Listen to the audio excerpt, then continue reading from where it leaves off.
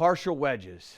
Boy, they're giving you a nightmare, and here's the deal. They're never going away.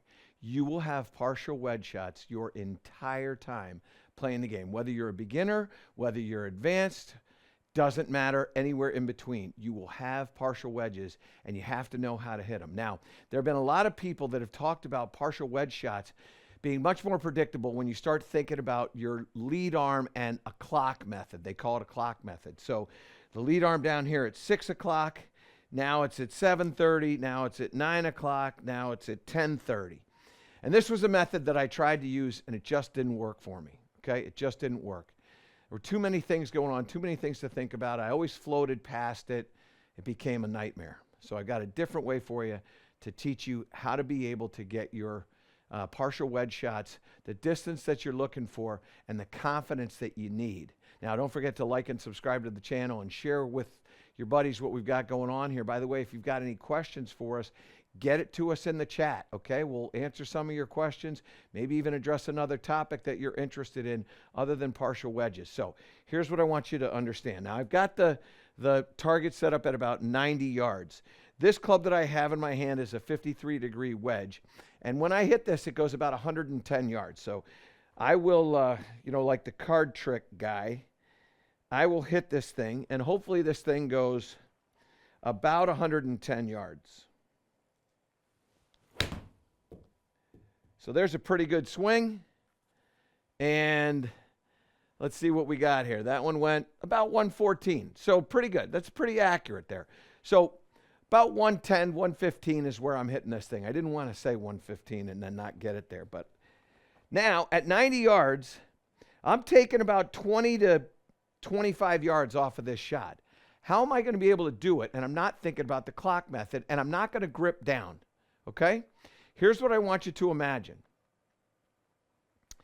My shoulders set up parallel to the target line. When I turn them fully, which is what I did there, that's what we would call 90-degree turn.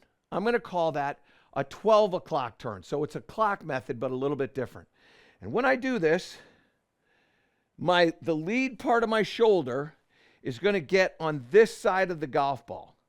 So I make a swing, and I can see out of my peripheral vision that the lead part of my shoulder, my chest part of my shoulder, is on this side of the golf ball.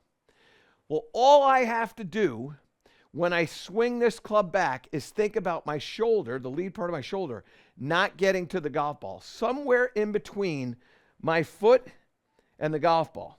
So if I go here, club head speed on that last one that I hit was 73 miles an hour. I'm going to go to here and then go down. Now, what I should be able to do is take about 5 miles an hour off of my club head speed. So I'm going to say, give me a plus minus of 2.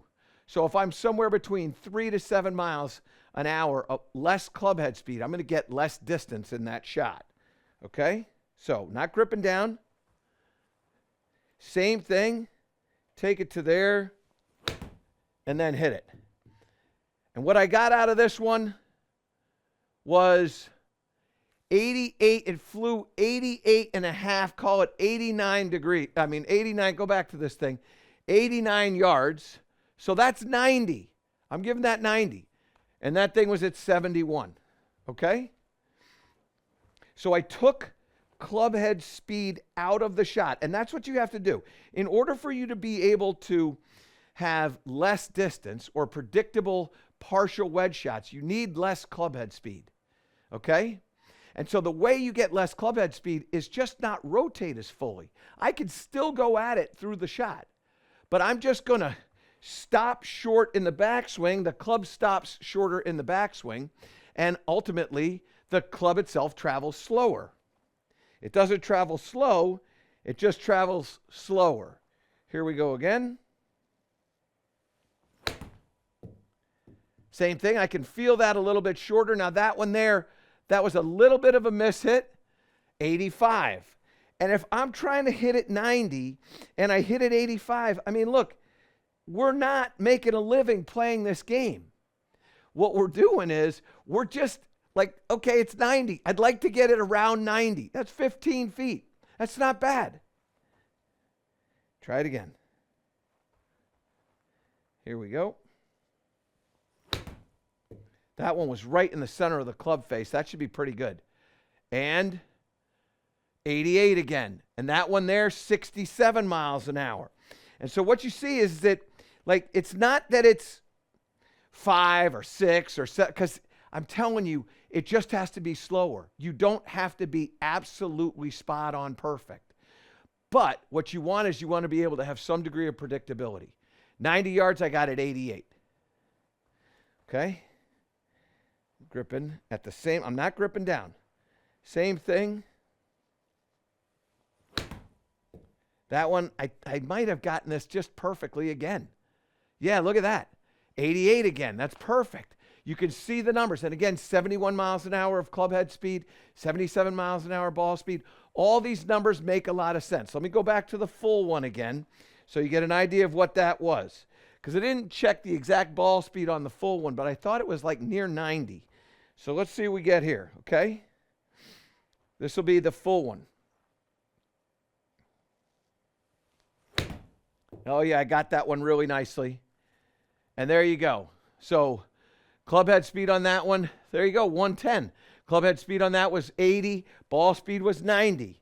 So as long as my numbers are underneath those numbers, I'm going to be fine.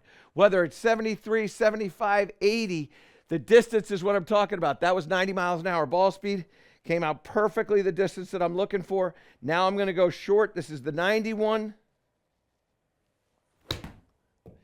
That one there came out of the center of the club face. Maybe a little bit faster in the balls because I had a little less loft. Yeah, that launch is a little bit different. So I got 93. But again, if I get 93 and I'm trying for 90, that is so acceptable. Because what happens is that you start to have confidence. And we start getting confidence and you start getting feel at this. I've hit 2, 4, 6, 7 golf balls. You start getting more and more confident with this. All of a sudden you can trust it and it's easy to practice. And the thing that I would tell you, this little drill that you do, you take a alignment stick, throw it on the ground like this. Now,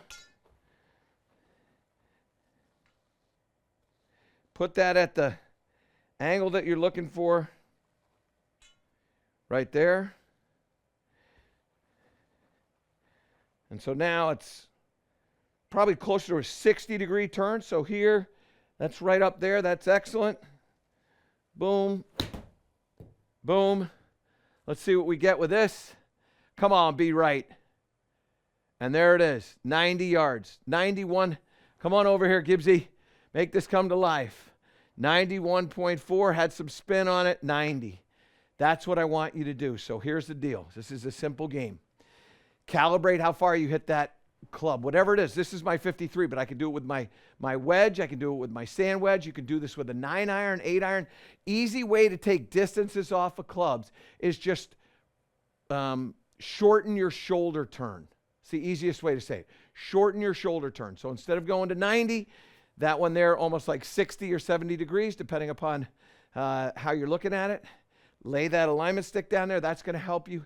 What I can promise you is you will hit it a shorter distance. You will hit it a shorter distance. And it's an easy thing to do because you can see out of your peripheral what's going on with your shoulder. You don't have to worry about your arm anymore. You can't see this anyway, so you lose the feel. This, because you can see it, you'll gain the feel, you'll get it quicker, you'll get that confidence, and you'll shoot lower scores. To improve all parts of your game, subscribe to my channel and click the link below.